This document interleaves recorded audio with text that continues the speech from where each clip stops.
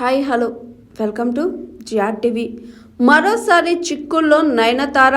Lady superstar Nayanthara కొద్ది రోజుల క్రితం హీరో ధనుష్ గురించి సుదీర్ఘ లేఖ పోస్ట్ చేసిన సంగతి తెలిసిందే. అందులో ధనుష్ ప్రవర్తనపై తీవ్ర స్థాయిలో విమర్శలు గుర్తించి ధనుష్ నిర్మించిన నానుం రౌడీ నుంచి ఓ క్లిప్ తన డాక్యుమెంటరీ కోసం ఉపయోగించుకున్నందుకు ఆ హీరో కాపీ రైట్స్ నోటీసులు పంపించడంపై ఆగ్రహం వ్యక్తం చేసింది.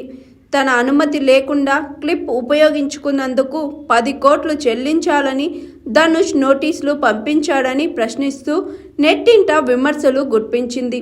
ధనుష్ ప్రవర్తన గురించి తీవ్రంగా నెగటివ్ కామెంట్స్ చేయడంతో నయనతారపై ధనుష్ ఫ్యాన్స్ విరుచుకుపడ్డారు. సోషల్ మీడియాలో ఆమె తీరును ఖండించారు. ఈ క్రమంలోనే తాజాగా నయనతార మరోసారి చిక్కుల్లో పడినట్లు తెలుస్తుంది.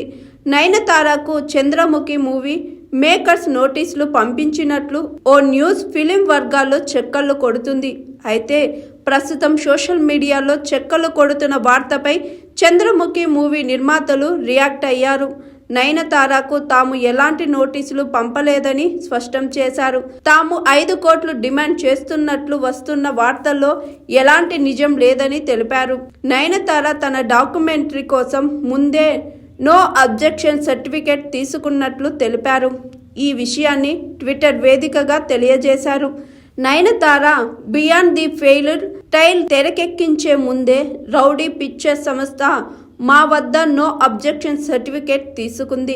డాక్యుమెంటరీలో చంద్రముఖిలోని సన్నివేశాలను ఉపయోగించడంపై మేము ఎలాంటి నోటీసులు పంపలేదు. మాకు ఎలాంటి అభ్యంతరం లేదు. చంద్రముఖి నిర్మాణ సంస్థ శివాజీ ప్రొడక్షన్స్ పేర్కొంది. మరోవైపు ఈ విషయంపై నయనతార టీం స్పందించింది.